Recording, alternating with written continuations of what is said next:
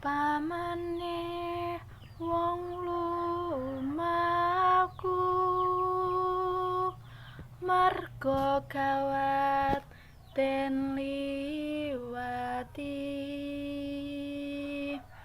lamun kurang ing pangarah